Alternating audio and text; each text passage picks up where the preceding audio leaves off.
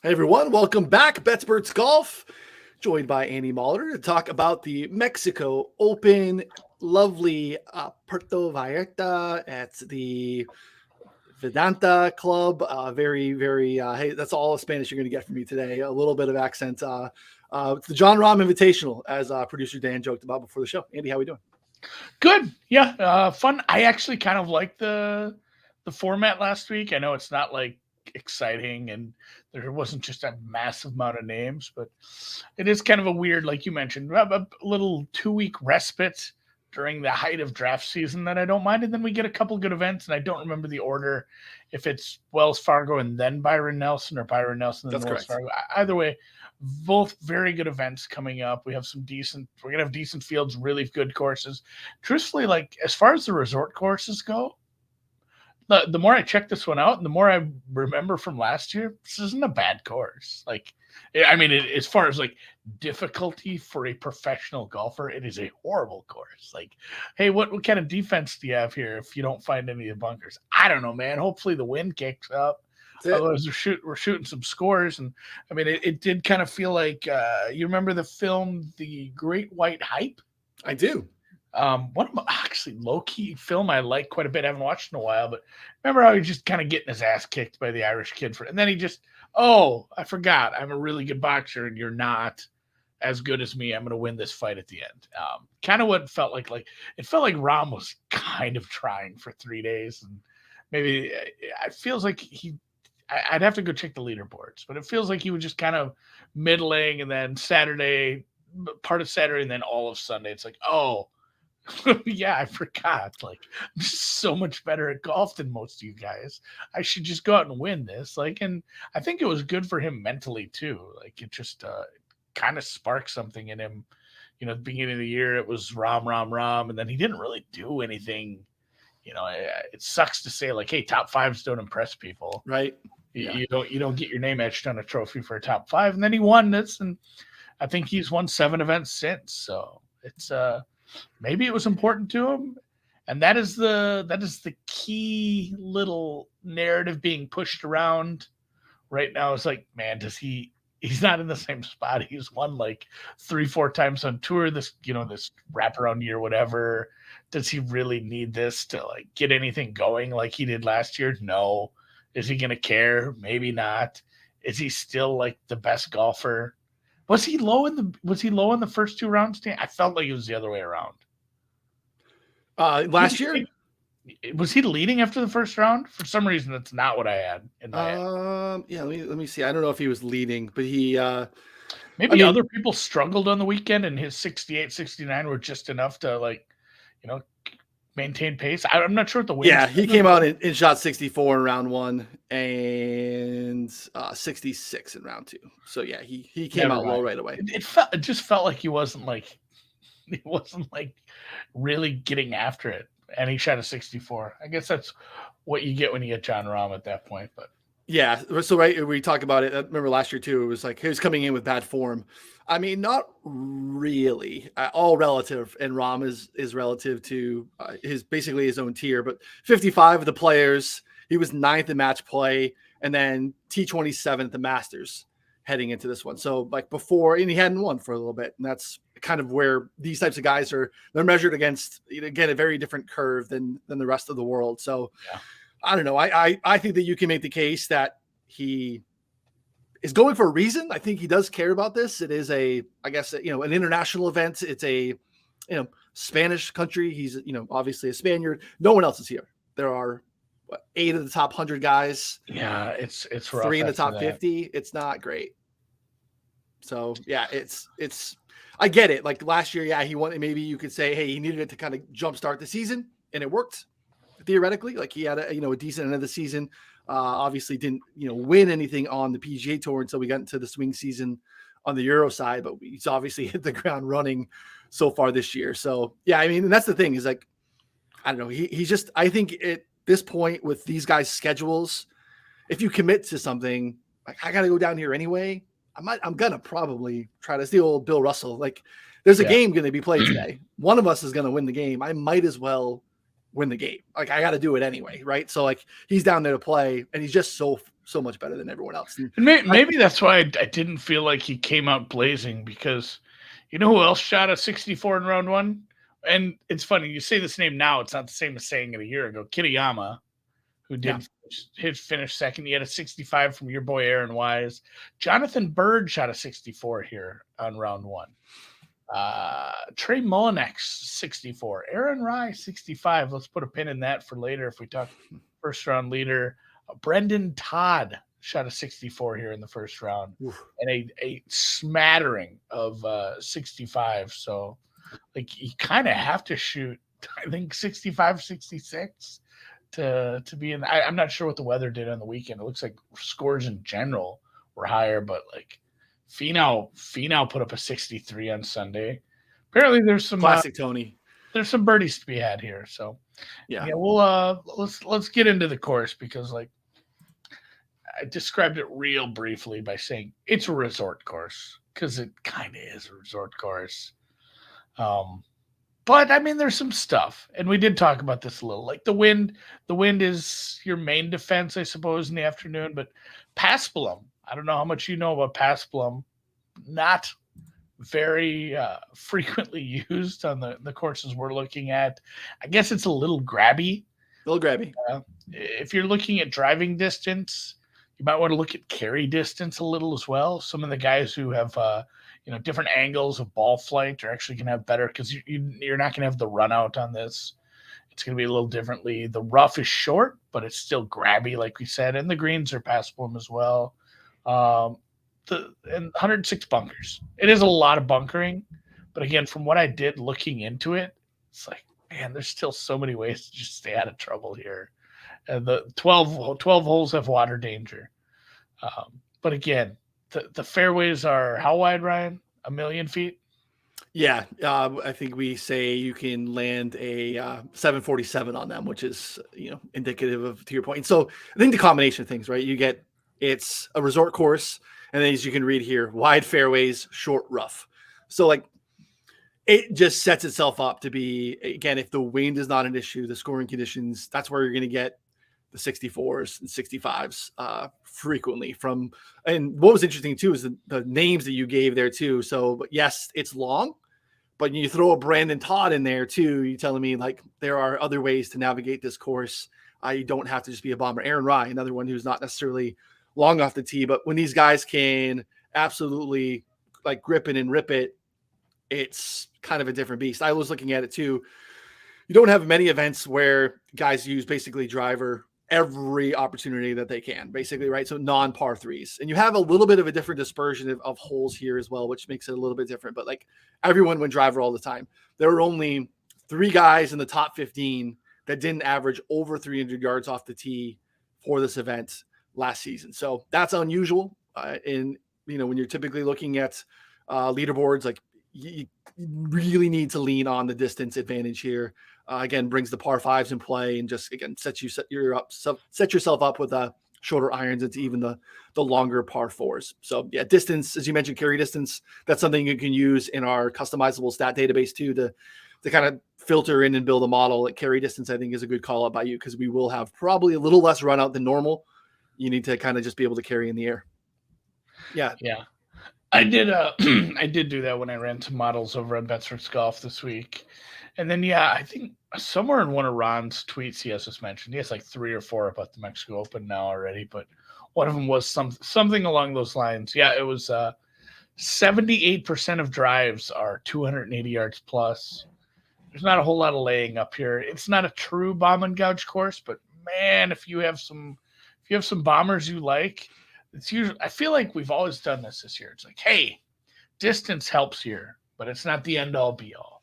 Like, don't just go with bombers. But the fact that we have Jon Rahm, Tony Finau, and then a bunch of guys who are not ranked all that highly, like, I'm fine leaning on some bombers.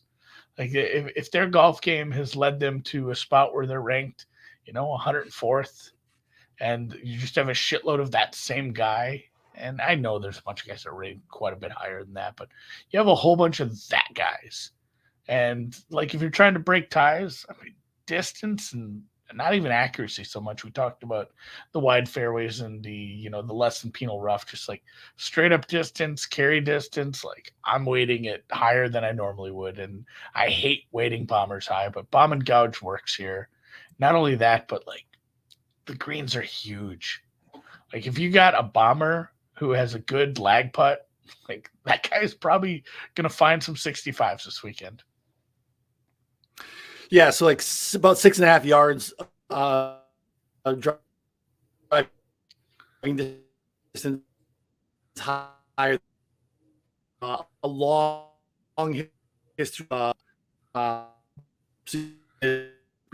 kind of cut out there, Ryan. 18.5 last year, which is crazy, but like Okay. fairways accuracy, like Finau too. Finau barely found a fairway. 59% of his drives were in the fairway last year, so not anything that we need to really focus. It's distance over anything off the tee. So, but yeah, you get the Brandon Woos of the world. Like he's hitting it way farther. Cam Champ, this is a spot where Cam Champ showed up, which is we don't find many of them on tour, but again, he was able to go all out, pounding 320.5 on average off the tee. That's going to set yourself up. Former 3M champion. Yeah, and we mentioned here too if you see this on the graphic, if you're watching instead of listening, a lot of second shots will be 200 because we kind of glossed over this on the first graphic. It's like 7,500 yards, guys, and it's a long course. I believe 6th longest on tour. So even if you're bombing, even if you're hitting it straight down the fairway, even if you're, like, hey, I'm a middle of the road guy, I can go 300 off the tee, and you're still going to be faced with a lot of 200-yard plus second shots. There's plenty of long second shots into even the 5s that are semi-reachable. Like you're going to have to be good with your long irons, and proximity's high here because there are a lot of longer shots with big greens. So it's like, oh, you found the green. Have fun with that 90-foot putt. There's some massive greens here, and it's, so greens in regulation, not super predictive. Fairways found, fairways hit, just good drives gains, not predictive stuff here because even if you're on the fringe, out in the rough, it seems like everybody's finding these greens, and just I do want to lean a little more into proximity numbers this week, even though I fucking kind of hate proximity because sometimes it's a little bit of a flawed number, but we are looking for guys who, I don't want you to just find the green. I want a spot where you can actually make putts because we're plenty of guys here who find these massive greens and just don't really have a true chance at a scoring opportunity. Yeah, I'm looking at it now, and we're looking at so basically all the sub 200-yard buckets, 150, 175, 125, 150, 100, 125, all significantly below average in terms of a normal tour event. You had 44.5% of approach shots last year from 200 plus. 250 plus is about double. 17.5% of the approach shots last year came from the 250 plus bucket, which is, again, that's pretty high. So that is something I think deserves to be weighted this week. Because again, we always want to weigh strokes gained approach, but I do think you need to kind of lean into the 200 plus proximity stuff a little bit more because that's kind of where we're at here. So what else are you using to build models this week, again, without having to double count too much? But, we talked about distance. We talked about wanting to avoid 3 putts. Are you weighing anything as far as sand saves? Because you mentioned a lot of the bunkers. I typically don't because I also find that to be statistically noisy, but there are a lot of them here. Yeah, I don't put sandies in or anything. I almost never do either. Yeah. Like if it comes to that, maybe some around the green, maybe some scrambling, but like that stuff is very, very, very noisy at that point. So my model that I built without any form in it, just some off the tee, driving distance, carry distance, going for the green proximity yards, a little bit of approach because I can never not have approach in it, and then hitting from the fairway 200 plus and hitting from the rough 200 plus. And then just as kind of like a bellwether form thing, just tee to green over the last, 6 months, because that's going to be just kind of important everywhere. So that is what I put in the model this week. That's what I left it with. Obviously, I like Jon Rahm and Tony Finau, but I did have some interesting names near the top. And then obviously, like, hey, I like Noonan. I weighted driving distance and carry distance. I have Jon Rahm, then Tony Finau. Guess who my third guy is? Your third guy is Wyndham Clark. Yeah.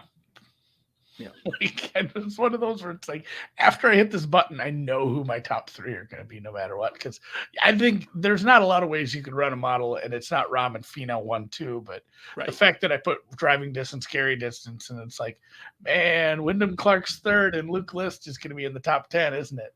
Like, this is what's happening at this point. So, yeah, Wyndham Clark did pop high. I didn't pull the trigger price wise. I just wasn't early enough. I don't know if that was something you liked. Yeah, it was theoretically before then I saw the numbers. Again, I've talked about it all the time in the show, is that I'll go into Sunday night with some, thoughts about, guys and the number that I'm kind of looking forward to fire off of early Monday morning. And I'm like, if I can get a 28 or a 30 on Clark, I'll probably avoid the Rahm thing and just take that and take some of those guys. 18, 16. I think there was a brief 20 on Wyndham Clark. It's just really, really hard to do. Now, he deserves it, to be honest. And you dig a little bit deeper, he's up about a stroke per round on approach better than his last year's stuff.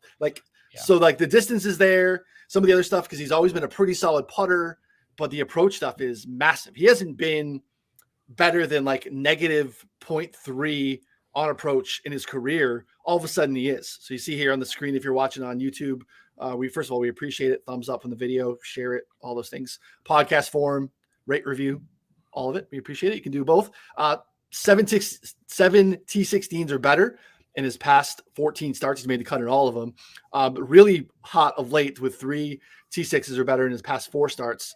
And you see all the things that we're talking about that matter here this week. He's top 5 in the field in par 5 scoring, driving distance over the past 50 rounds. He's just, some of it's clicking for him. So it's just really hard for me to go sub 20 on another guy when Jon Rahm's in a field like this, where he's so much better than everyone else. But I think T10s on Wyndham Clark, I do think he's starting to kind of separate himself in terms of where the rest of the guys are, even though he's not necessarily there in world golf ranking status or anything like that. So he's definitely an ascending player that figured something out on approach. Yeah, and that's an interesting way to look at him too. Like, if you ever want to dive into a guy who's just looking at results, or even overall SG total, and seeing this guy seems to be playing better. Maybe even just a perception you have from watching golf, man, is this guy playing a lot better than last year? And it sucks if it's a guy who played on Corn Ferry last year, and it's hard to make those comparisons. But it is interesting to just look at a segment of take the summer, take the Masters to the Tour Championship or wherever they ended up, and looking at that year over year and kind of looking, it's what happened here, what improved, and then trying to figure it out. You're right, if a guy's approach game improves by that much, there's just no freaking way his results aren't going to follow. So, yeah, I don't hate it. It was another one too where it was oh, man, I'd like to bet this guy, but the price sucks. I did look at a top 20 price. I still think I'll be adding a few of those because this week is pretty light on the betting, I think, as far as some of the matchups. Just there's such a high variance to this course. Like we said, there was people shooting 63s. I mean, multiple 63s out there. Yeah. So when you have a high variance course like this, I hate it because I like to bet matchups on guys where I feel like I have a strong understanding of what they're going to go out and do. Hey, the standard deviation of this guy's scores isn't very big. It's a tight distribution. I don't think he's going to blow up holes. I don't think he's going to go nuts. That would be great. But there's so many guys that can just go out there, have a great day, and just, your guy shot a 66, which is great, but he lost by 3 strokes. Oh, good. Because the other guy just went berserk on this horseshit course down here, which, again, I don't even know that. Vidanta. Greg Norman design. Yeah, it's a Greg Norman design too. Oh man, now we gotta hate it for sure. So, all right, well let's talk about our champ. Let's talk about our presumptive champ. Yeah, this is he's good at golf, Andy. What else is there to say? It's the atomic bomb versus the coughing baby meme. I know Tony Finau's here, and we're probably disrespecting him with that, but Jon Rahm just won the Masters. Jon Rahm has won multiple times, but Jon Rahm is everything. The joke we make about hey, is it a course fit? Yeah, it has tee boxes and greens. Like, it fits everything. And like, oh, it's an easy course for a guy who can absolutely overpower a course. So if repeat of last year, maybe, but are you betting it? That's the question. Yeah, I am. It's all I did. And I think that's kind of what you got to do, right? You got to make a decision. It's really hard to like, all right, if you're going to throw in at a guy sub, 3-1, it's very difficult to then to start sprinkling in down the board. So I've made a decision to just make a singular outright bet this week because it's just one of those things. If he goes out and shoots 64 on Thursday and pokes a hole in the he's not motivated narrative, and you're like, what the hell did I bet? Down the board at 60-1 and just yeah. So, but I think it's okay. Like I think it's making a stance it's probably the right way. It's golf. It's a high variance course. It's a high variance sport. So having more shots at the top makes more sense, and that's why we typically bet outright winners the way that we bet outright winners. In this, it's just with how he's playing, I think he gives a shit. I think that matters. And yeah, again, winning this event you're basically betting if he gives a shit or not. Yeah. You're getting like, hey, do you think there's more than a 25% chance that he gives a shit? Because... And part of it to me too, narrative based wise, is I think he was a little annoyed early in the year when he felt like he was stacking wins and he wasn't number one in the world golf ranking. And he's like, you can rank whoever you want number one. I think when I tee it up on the best player in the world, I think this is a chance for him to like just kind of extend some of the world golf, prerequisites in terms of how that ranking is fed. Like Scotty's not here. You can just go out and get a PGA Tour victory. It's hard to do. So I think he is here and gives a crap enough to go out and do so. So yeah, I mean, I think it's a pretty much a binary decision. I think you have to either it's Rahm or nothing else. I think that there are opportunities to probably get it a little bit longer if you wanted to wait for live betting opportunities. Not that I don't think there's one of those scenarios, and we've talked about this a lot, where maybe he's in the second wave and someone goes out and shoots really low. Like Finau goes out and shoots super low. Yeah, I mean, it can't be someone. It has to be like a bunch of people. Well, no, I mean, it has to be like Finau or somebody. I mean, who else even has like a big, Clark.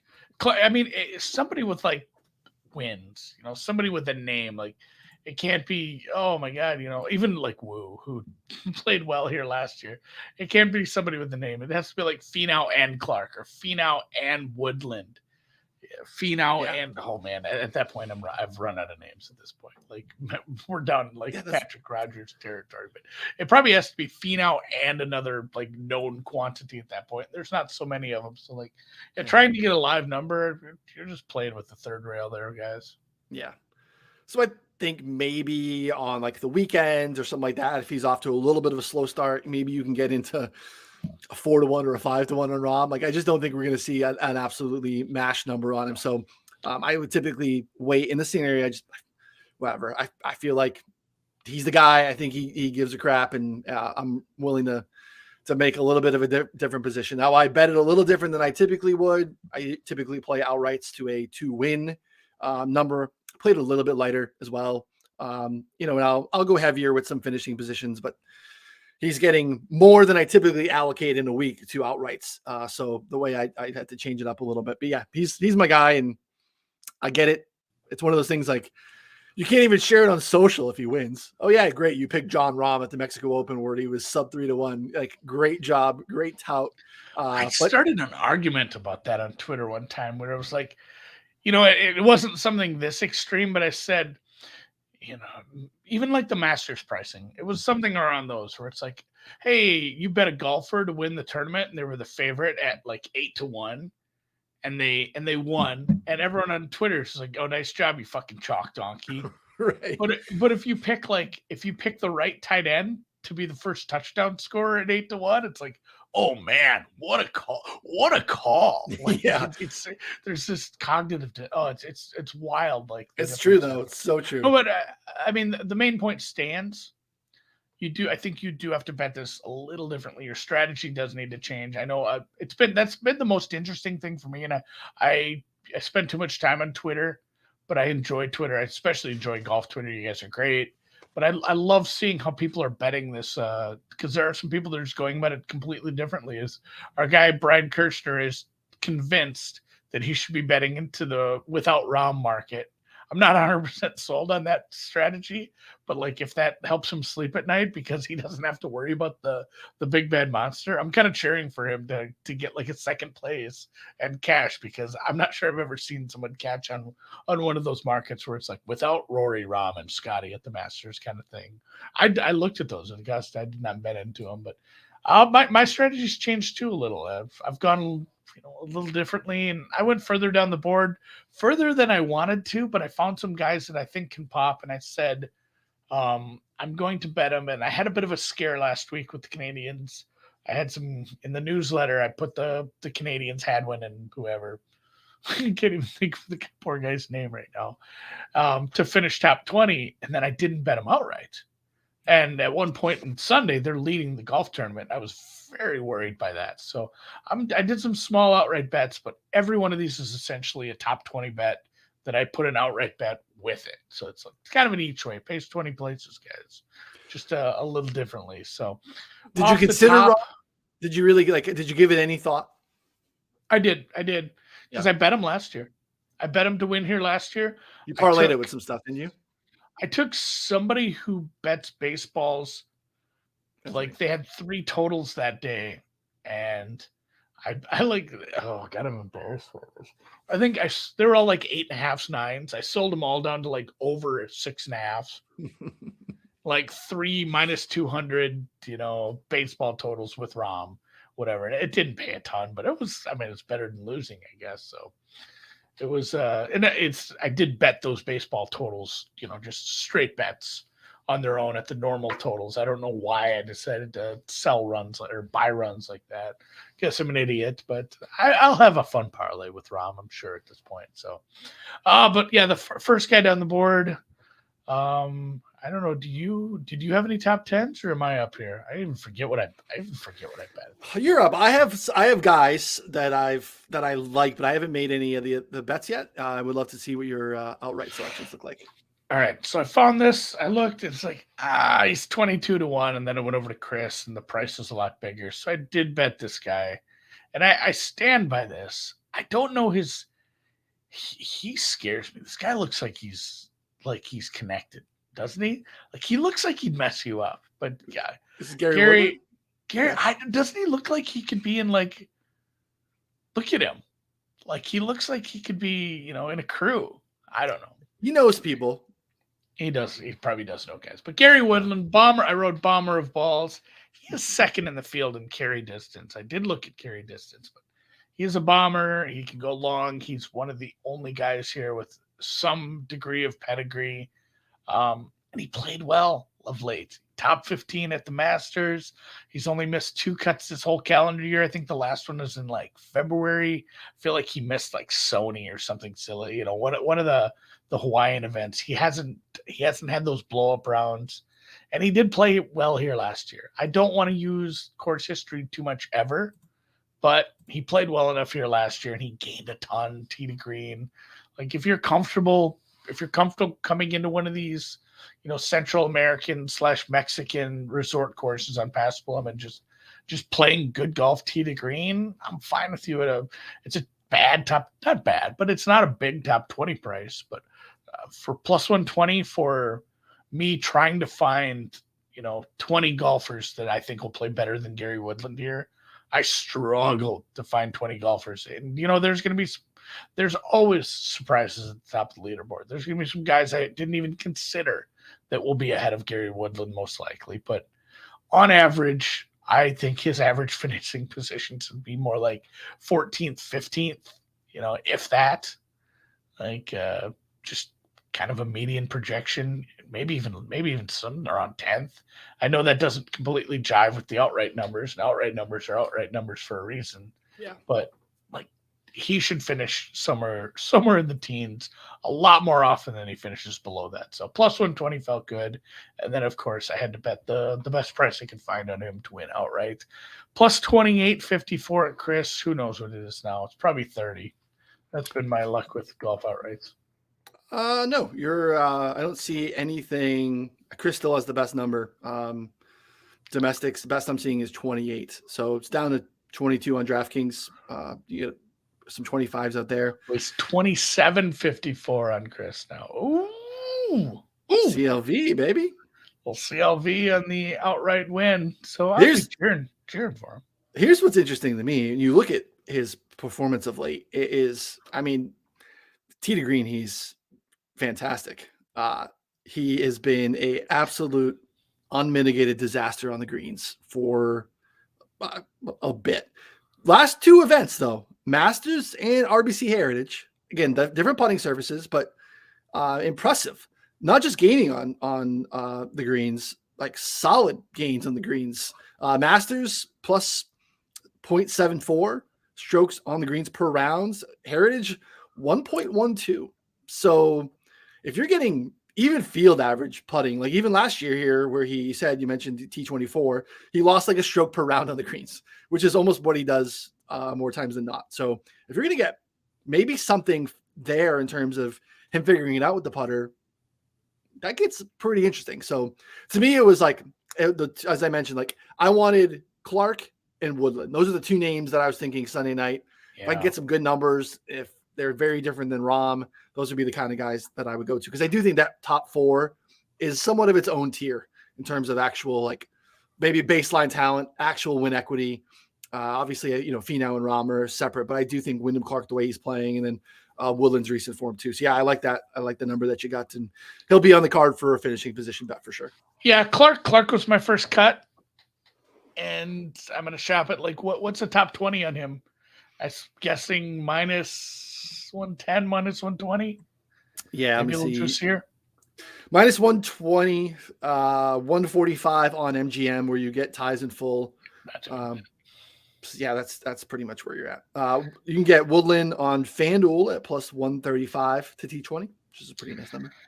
Yeah, I should drive to Iowa. I might have to drive to Iowa anyway for circa like draft bets at this point if we get some good news tomorrow. All right. Well, I got plus 120 bet online. That was the best price I could find offshore.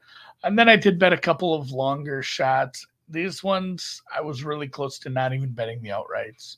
These were truly like, hey, I want a top 20. And we already talked about one in Alex Smalley. And it's more another one of those where it's like, hey, here's all the things that I think are important this week. Plus somebody who's been playing some half decent golf. What's your number? Again, I had like Bet Online or Bovada pulled up, and it's like he's 40-1. It's like, all right, we get plus 170 on him to top 20. Like I'm fine with that. So much better price at Chris. Again, it was 58.50 was the price I bet yesterday. We'll see what he is. I'm making 54.50.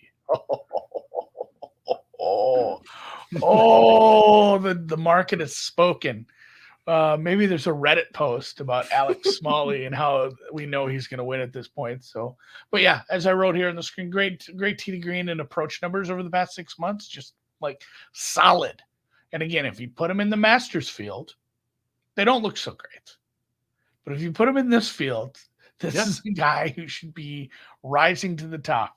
The cream rises to the top. It doesn't matter how shitty the rest of the milk is. I'm not 100% sure how the whole churning process works, but Alex Smalley should be the cream here. He's plus 185 to top 20, and he does have good long irons, especially out of the rough. When I segmented it, say 200 plus shots out of the rough, he was very high, easy enough rough here, and he played well here last year.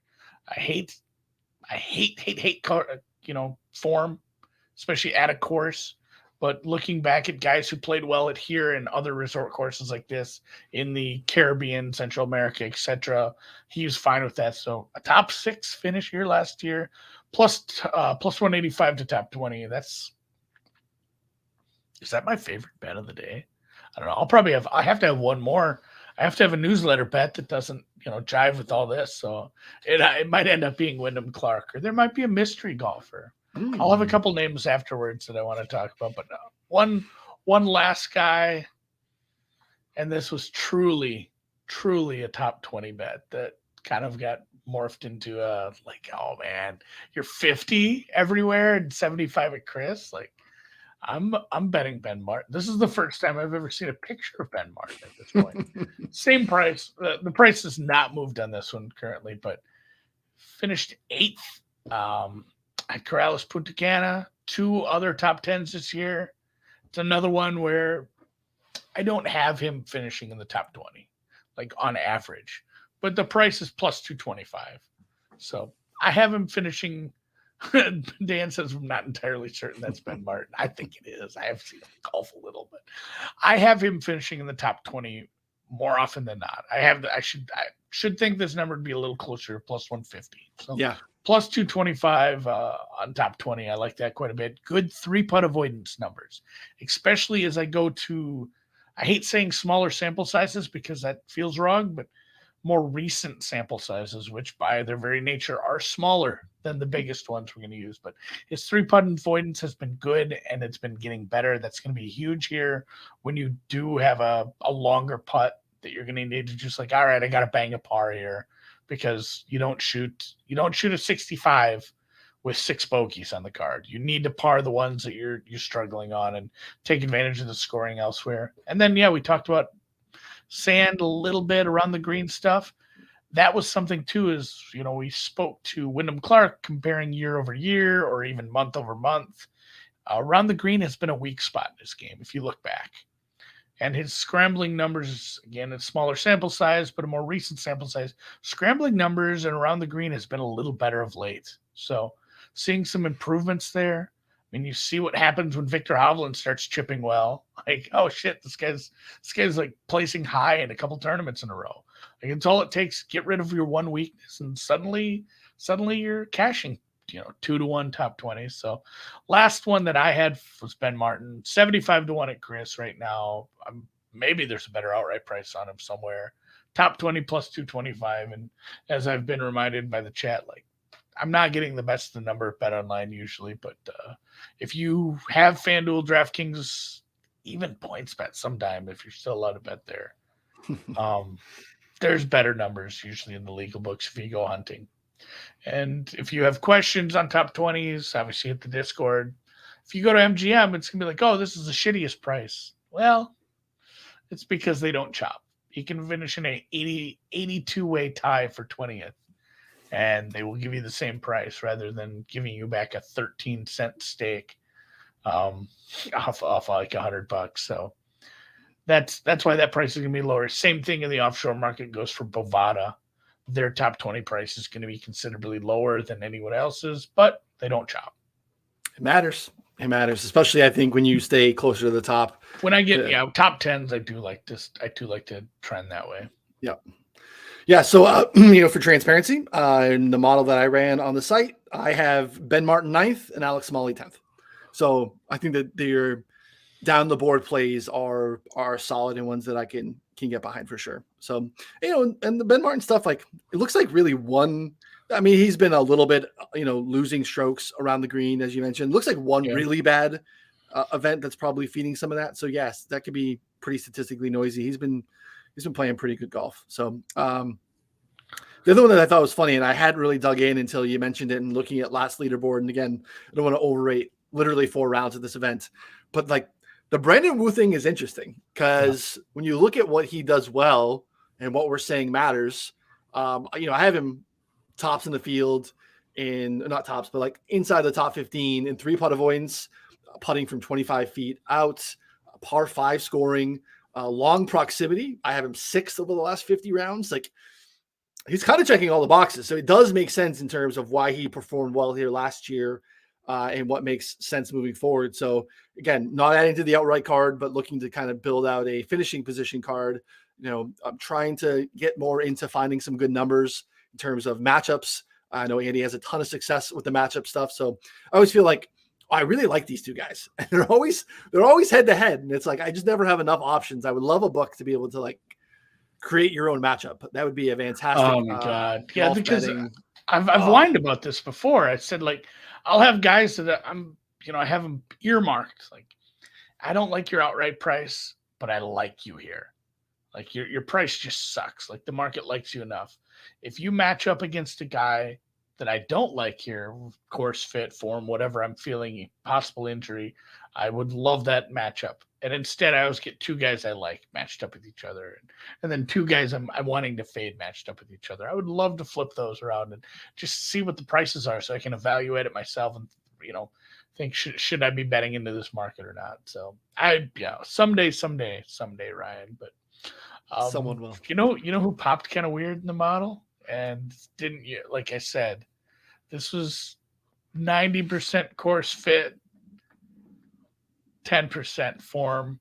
So I run a separate form model just to kind of do some comparisons. But Charlie Hoffman, which is not a bet I'm gonna make, but it's been a while since Andy put money on Charlie Hoffman. I feel like he wasn't he decent in the partner play or whatever? Oh, Valero, 22nd at Valero. Like I was gonna say, I've seen him play some good golf recently, but 22nd at the Valero, then 5 straight missed cuts. What before that? 14th at Waste Management, which he has to play well there. Played okay Valero at Pebble too. Beach, 4 missed cuts. Yeah, 4 missed cuts before there. Oh, Valero is it? Yep. So unless he's sponsored by whatever Mexican telecom company is your lead sponsor here, or hotel, or I can't even remember what the actual sponsor is. But it's I don't think I'm going to be playing any Charlie Hoffman. Was there anyone else that kind of piqued your interest that you might be looking at matchups positional or what? Yeah, I like Will Gordon here. Will Gordon is a 6th for me this week. He is outstanding in top 12 in long proximity, 8th in distance and carry, 2nd in putting from 25 feet out, as you mentioned, these bigger greens. So we need to have some good lag putting. You minimize some of the 3-putt stuff. Gives himself lots of birdie looks. Will Gordon, I think, is a guy that's probably a nice DraftKings play. We'll have the DraftKings show with the guys on Wednesday afternoon. I think there's just some birdie upside there, and that's more important than DraftKings scoring in terms of how that game is played. But Will Gordon probably be someone I'll look at from a finishing position and matchup. So otherwise, I'm with you on the Ben Martin and Alex Smalley plays. I think that if I can find maybe, I typically, as you mentioned, like looking for the guys you want to short or guys you like but you don't want to bet outright. To me, that ends up being like a T40 bet. So I'm like, I expect you to do pretty well. I don't want to really like make a stand that you're going to be a T20 guy.